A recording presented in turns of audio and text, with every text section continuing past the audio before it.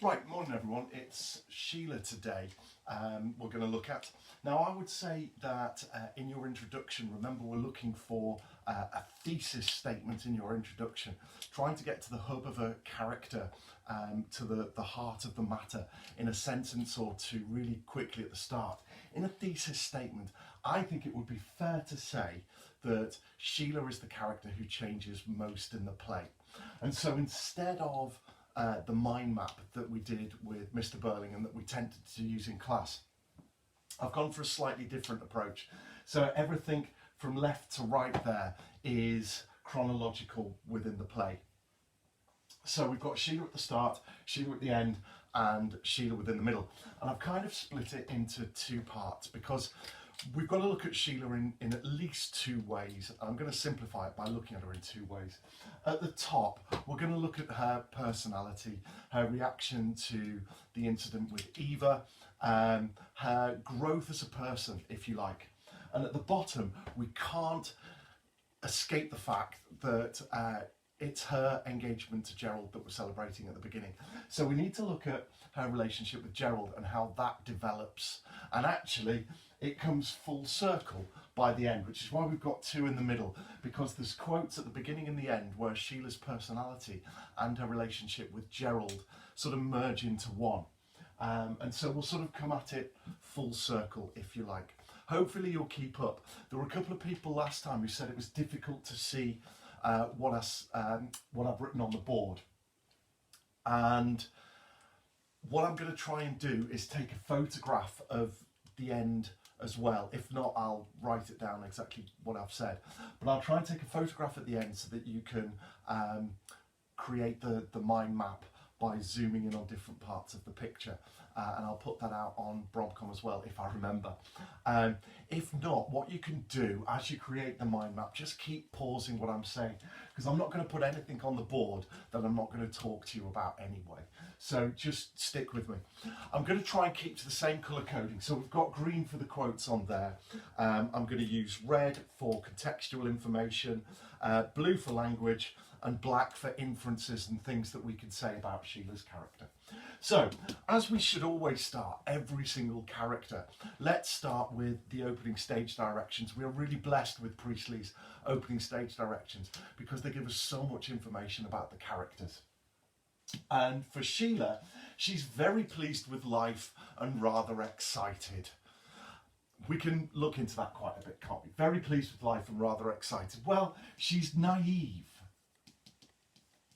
We don't necessarily know this at this point that she's naive, but as the play develops, we can reflect on those opening stage directions and think that she's quite self-satisfied with life. Let's write that, self-satisfied.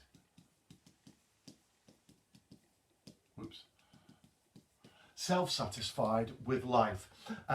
Think about her reaction to the ring that Gerald gives her. Oh, mummy, isn't it a beauty? And so on. And we'll come on to the ring a little bit with this quote later. But it shows her to be materialistic. She's really unaware of what's happening in life. Okay? Think about how she goes through. And we'll look at this quote in a minute. But she doesn't realise that people are struggling in life. She's lived a very fortunate, sheltered life where she's been kept away from the realities of poverty, of the situation that other people have to put up with. And when her life comes into contact with Eva Smith, she forgets totally that other people, probably not even forget, she doesn't know that other people have hardships and it'll be hard for them to find another job. And so later on, when she has her turned out of her job, she does it because she can, because she's fortunate, because she's naive, because she's self-satisfied. And how does Priestley do that? Well, excited, pleased. We've got some very simple adjectives there, haven't we, to do that? Let's head through this way then. When Sheila withdraws and comes back in to the room, she finds the inspector talking to Gerald and Eric about the fate of Eva Smith. Eric has left by this point, and she's unaware of what's happening, and the first thing that she says when she comes in is, "What's this about streets?" And the inspector's talking about somebody who's been turfed out of their home and had to live on the streets, and she's still excitable when she comes back in. So actually she sort of jars with the tone at that point. She's still excited, she's still self-satisfied, she's still unaware of what's happening in the real world.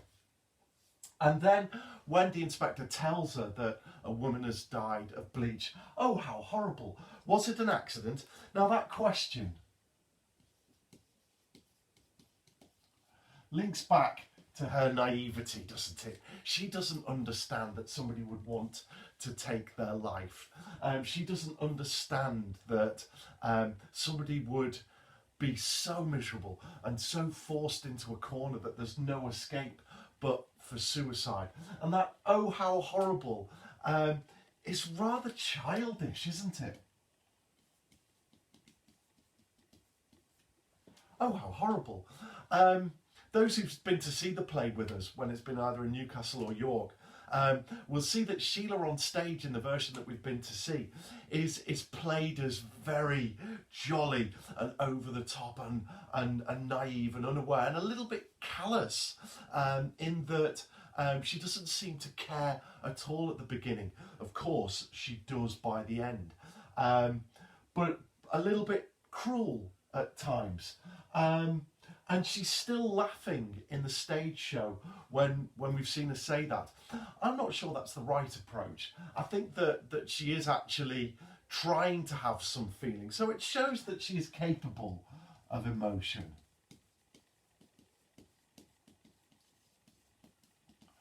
And actually, it links to, I haven't got a green pen with me, but it links to another quote that she says where she's capable of feeling.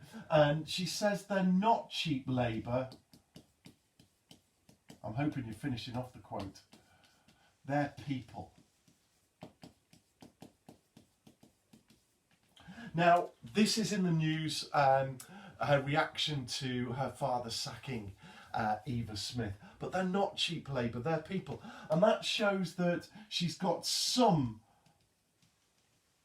socialist thinking, because the inspector is all in agreement with her. He says, "I've had that notion myself from time to time, that actually people can't be used to make money. They're there as people, they should be allowed to live their lives." So actually, Sheila is capable of some emotion. She's a juxtaposition, if you like, to her father at this point, because she believes that he should have allowed the workers to have a little bit more money. And she's actually a juxtaposition with Gerald as well. So let's put that in blue, that this juxtaposes Mr. Burling and Gerald. And the juxtaposition with Gerald links to this, doesn't it? Because it foreshadows her disagreements with Gerald later on. Let's pause looking at Sheila for a minute as a person, because we can't look at the juxtaposition with Gerald without thinking about this quote: "Except for last summer when you never came near me." Now at this point, she thinks it's all a joke. She actually speaks with mock aggressiveness in those stage directions.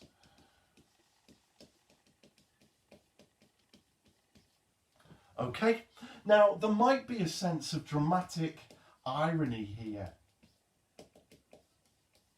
It's quite possible that we realise as an audience why Gerald hasn't been near her. We could make that guess, that he's been having an affair all the time, and obviously that unravels as we come through the play.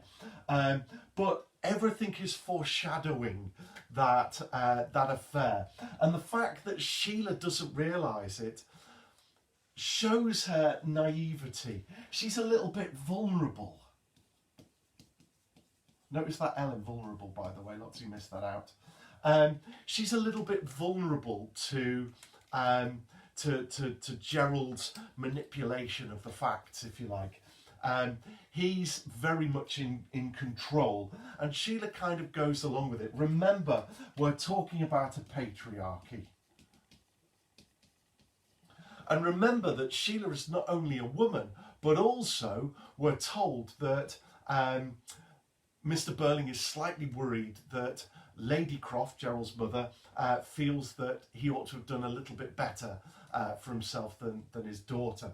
So not only is Sheila against the patriarchy here, which keeps her low down, but she's also a lower class than Gerald.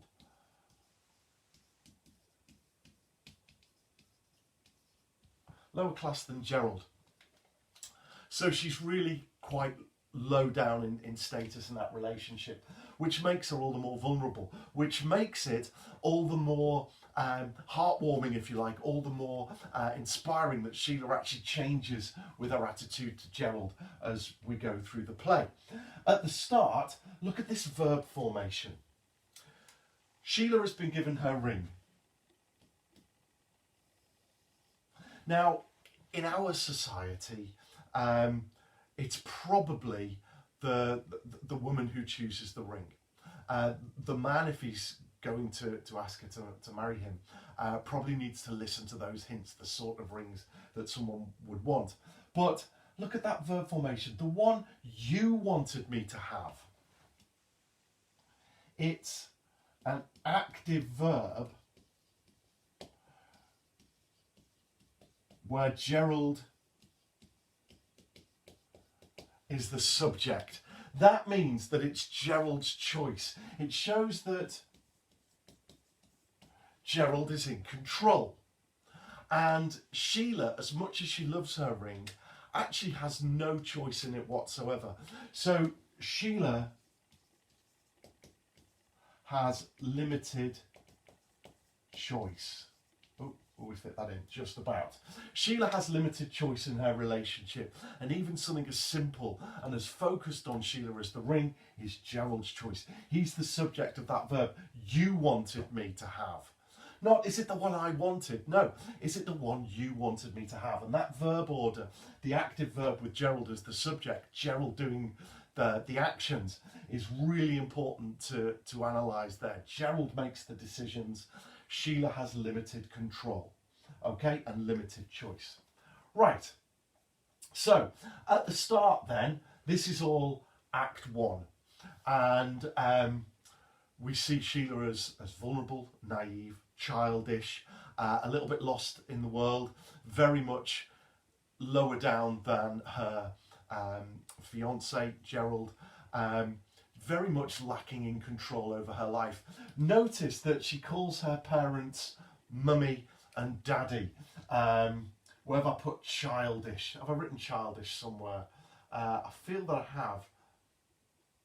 Yeah, there's childish. So let's link that to mummy. By the end of the play, she's calling her parents mother and father. She's grown up a bit. She's actually gone through a journey in this play. And notice here, as much as she's childish, she knows that she has status in society. I couldn't be sorry for her. I was furious. So we know why Sheila has lost Eva her job, because she supposedly laughed when Sheila tried on the dress that actually Mummy had suggested wouldn't suit her. I couldn't be sorry for her. She says she looks like she could look after herself. I was furious. So she's capable of cruelty. She's aware of status. And remember, we must talk about status in terms of context as well. At that point, a wealthy customer would have had power over a shop worker. These days, we can put in complaints if we like, but we're probably not going to get much further, if we're lucky, than somebody getting a written warning or something like that. And I say if we're lucky, if there's been really bad customer service. But actually we can't use our status. We've got no more status than a shop worker. And that's how it should be.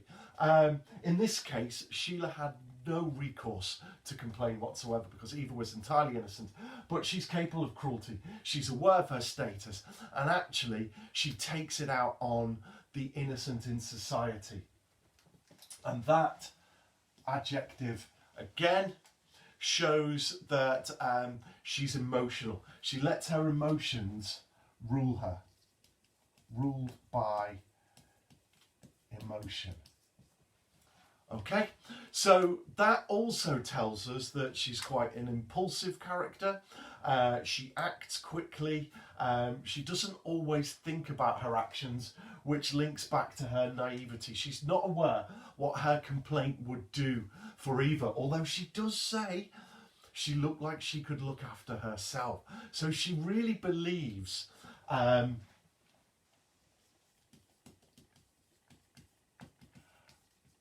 that Eva can look after herself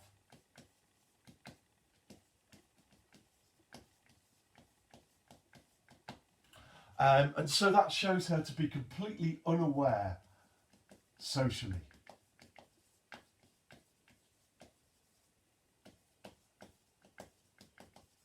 Eva may well have been able to look after herself in some circumstances, but certainly not in the case of her employment. Okay, but by the end, Sheila is very critical of her parents. She calls them mother and father. So let's put that there.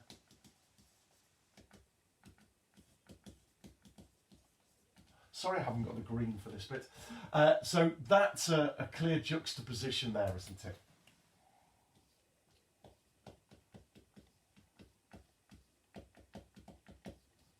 Of mummy to mother, daddy to father.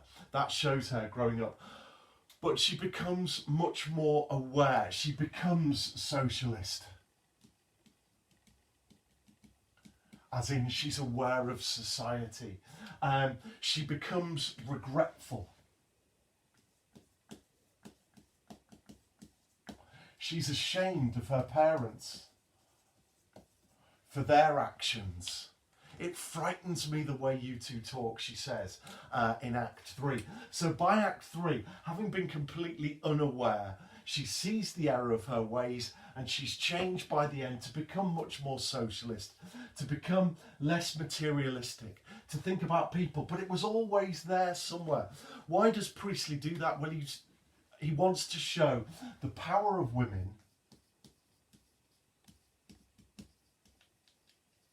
Okay, remember that in World War II, the women were running the country effectively. They were working in ammunition factory. They were working the fields. They were behind the war effort. And actually, if it hadn't been for the world wars, women's rights may have still been further back than they are now, because actually it was a time where women proved just how good workers they were. So that's in reaction to World War I and II, okay? But she's also young. Priestley feels that in an equal society, it's the young who drive this forward. It's the youth. Men and women are equal. All ages are equal. But in a truly socialist society, everyone has their say. And Priestley believes that it's the young who will drive this through. But he was very much passionate about equality between men and women, equality for the young and old, and certainly equality for the rich and poor. Okay, so let's come back to Gerald then, because Sheila does change in terms of her view on society, but she really changes with her view to Gerald as well. As she grows up, as she becomes more aware, she's more aware of what Gerald is really like and what she wants. And we left thinking about her limited choice, no control. By the end, she's chosen to break off the engagement. Have a look at the end of Act 1. Now, Burling and Sheila are both questioned by the inspector in Act 1. But by the end of Act 1, we know that Gerald is going to be questioned next because he unwittingly gives himself away. When he hears the name Daisy Renton, he shouts in alarm. And Sheila shows that she's quite intuitive.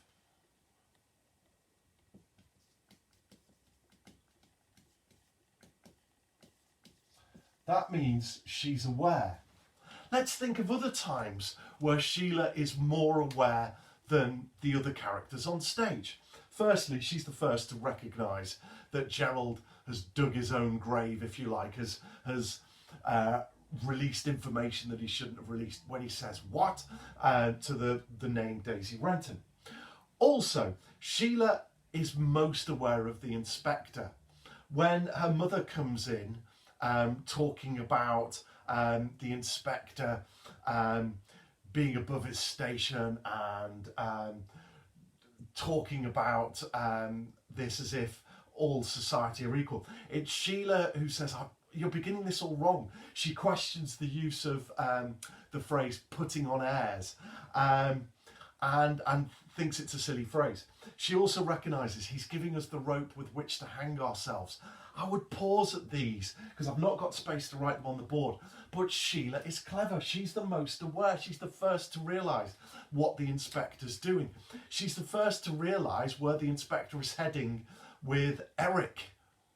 "Mother, stop," she says at one point, when it's quite clear to Sheila that Eric is the father of Eva's unborn child. Mr. and Mrs. Burling are still totally unaware of this, but Sheila is intuitive. She's aware. And she shows this knowledgeable side when she starts to gain control over Gerald. She says she's left alone with Gerald on stage, and she says to him, "Why, you fool? He knows." Now, think about the patriarchy, and she's a lower class than Gerald. She's just called him a fool. That wouldn't have necessarily been acceptable right at the start of the play. But Sheila realises she's being given control because she's cleverer than Gerald, but also because she realises instinctively what is right and what is wrong. So, "Why, you fool?" He knows. Gerald tries every trick in the book to get out of it. He's quiet. He tries to demean and belittle her by calling her darling. He says she's had a long, hard and tiring day. No, Sheila is going to say it. "I wouldn't miss it for worlds," she says. She wants to be there when Gerald is questioned. So she shows an inner strength. She's a much stronger character than we probably believed at the beginning. Notice also the sarcasm. I love the sarcasm of Sheila. All the way through Act 2, most of what she says is sarcastic. My favourite, "Oh, you were the wonderful fairy Prince Gerald. You must have adored it." She's highly critical of Gerald.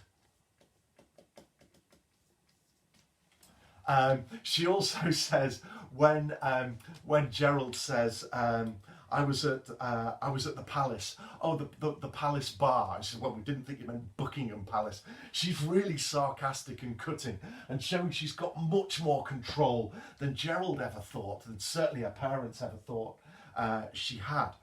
She gives him back the ring. Notice the stage directions later on in Act 2, I think it is, handing back the ring. We talked about active and passive verbs here, and we talked about how Gerald is the subject of the verb "you wanted me to have." Sheila is the subject of that stage direction, handing back the ring. She takes it upon herself to end the relationship. And when Gerald hands it back, she actually says it's too soon. She has gained full control over their relationship. Also, I rather respect you more than I ever did before. She's not just cruel for the sake of being cruel. Again, this comes back to being intuitive and aware. Gerald has had genuine feelings for Eva, or Daisy as he knew her. And Sheila kind of respects that. Although Gerald has been having the affair and done her a great wrong, Sheila actually says, "I rather respect you more than I ever did before." Perhaps she sees more in Gerald than she'd seen at the beginning, when he was just a two-dimensional character, the well-bred man about town, attractive chap, all of those things. And perhaps she's fallen for his attractiveness and his status. Perhaps she's drawn into the fact that her father wants Gerald as a son-in-law. But by the end, she sees him actually for a real individual who has feelings. She's not just cruel. She's aware. She's much more in touch with her emotions. She is intuitive. She's got great interpersonal skills and reads Gerald perfectly well. At the start, except for last summer when you never came near me, the audience know he's probably been having an affair. He's probably lying about being on business. And Sheila doesn't get it. By the end, she's certainly the most intuitive of characters, which is a great way to look at the juxtaposition, her vulnerability, her empty-headedness, her naivety at the start, and a real intuition by the end shows that Sheila is the character who changes most. I'll take a picture of that and put that on Bromcom as well, so that you can use that as a resource, and hopefully you can zoom in and look more effectively. You might want to watch this through a couple of times. I've been speaking for about 27 minutes now, I think. There's a lot there.